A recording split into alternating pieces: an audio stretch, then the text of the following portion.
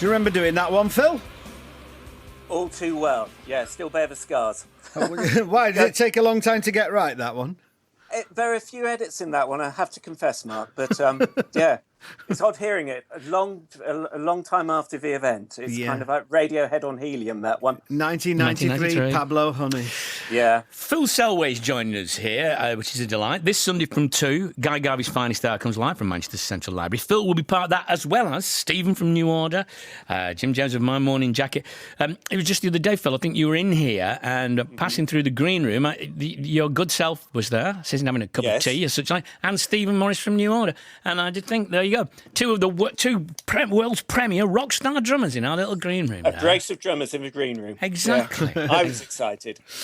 So what are you up to then on Sunday with Guy and Steve and Phil? Well, we've got the show from Manchester Central Library, and we are teaching Guy the art of drumming, right? For one song between the two of us, and one of the things as well for the show itself is to mark presentation of a drum kit to Manchester Central Library, an electronic drum kit, I hasten to add. It's kind of not the acoustic, full blasting out the library version. But this is in memory of a friend and colleague of mine, Scott Johnson, who was there was an accident on a Radiohead tour in Toronto 3 years ago, and Scott lost his life, and this drum kit is a memorial to Scott. It's from the Scott Johnson Memorial Fund, so it ties in with the library event as well. So it's going to be a day of there are going to be performances there, and just talking about also that kind of intersection between literature and music. How the two feed off each other. And that, just to go back to the drum kit for a moment, Phil, and that is part of a wider kind of initiative or commemoration that Radiohead have been part of, isn't it? The giving of the drums to the library. You've been doing this kind of thing all over the world. Well, this has been happening in other places. That's right. I was recently in Toronto, and I went to visit a library there. A man called David Porteous, who'd been due to be at the show in Toronto, where the accident happened. He was so moved by that, by what happened, that he organised benefit gigs, and he came up with this initial idea of putting a drum kit in a library. And I went in to see it all in action, in place, and it's great. It's just allows anybody to go into the library and play on the drums and make music in there. And I think it's just a fantastic initiative. Because Scott was he looked after your drums, didn't he, when you were on tour? That's right. Yeah. I met Scott once, and he was a sweet guy, wasn't he? He was lovely. And huge part of our touring setup at the time. It was just made everything very calm, and you could just go out and play and know it was all going to work perfectly. Yeah. So the literary thing that you just alluded to, the interface between the things. So Phil Selway is packing his bags for a long tour or a beach holiday, what are you likely to find in there? Will it be, history, slim volume of difficult modern verse, a novel? What would it be? Well, a mixture. I've got at the moment I've got a few books on the go. I have I've just finished the Jan Martel book, the Book of Strange New Things, which is fantastic. I'm in the middle of a biography on Clementine Churchill at the moment, called First Lady, which is fantastic. Other things, I love psychology books as well. Right. I recently read Tanya Byron's book, Skeleton Cupboard. Good cross section. Excellent. Have you ever thought about writing a book yourself? Has that ever been on the agenda?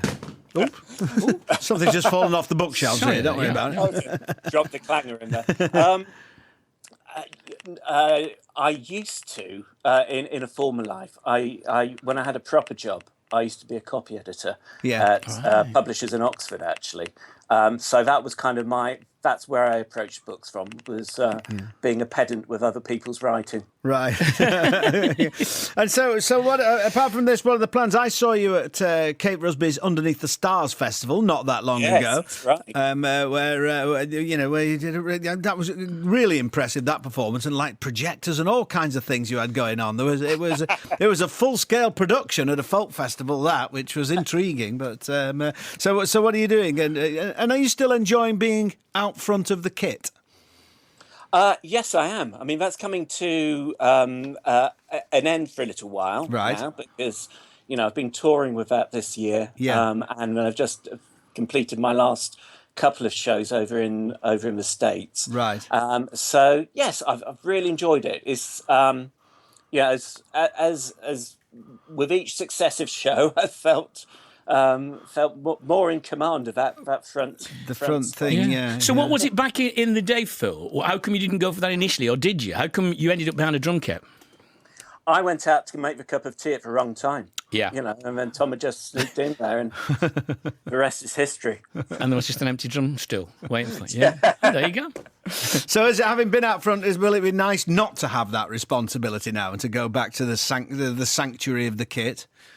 The Sanctuary of the Kit. Yeah, I'm looking forward to it. We get back to it this week, actually. So what, Radiohead reconvene, do they? We are reconvening, yes. What does reconvening mean?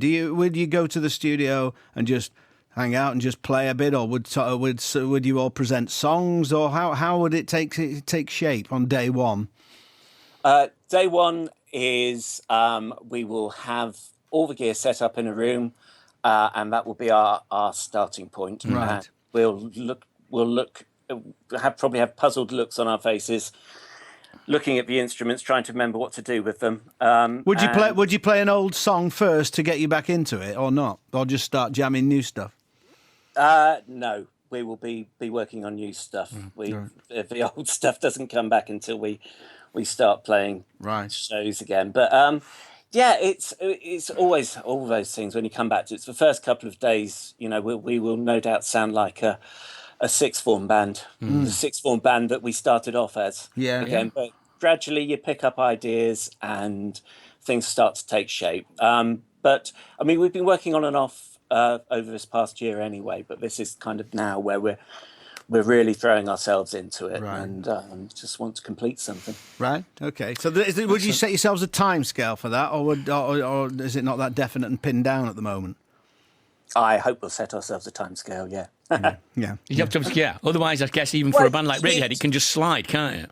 Absolutely. You need deadlines on stuff. That's kind of that's what shifts everything along, really, isn't it? Yeah. Great. Well, so you've got a busy week. Radiohead reconvening, and then this Sunday from 2, Phil is at Manchester Central Library with Guy, with Stephen from New Order, with Jim Jones, and it sounds like it's going to be a very... you're spending a lot of time here these days, Phil, aren't you? Always one thing or another. I've almost got my own chair in the green room now. Exactly. You're becoming an honorary Mancunian stroke Salfordian. Yeah, well, great stuff, yes. So that's from Sunday. That's on Sunday from 2 o'clock. Guy Garvey and Phil and Stephen, etc. down at Manchester Central Library. OK, lovely talking to you, Phil. You too, as well. All right, Mark. Send our regards to the other guys as well. See you. Cheers. Bye.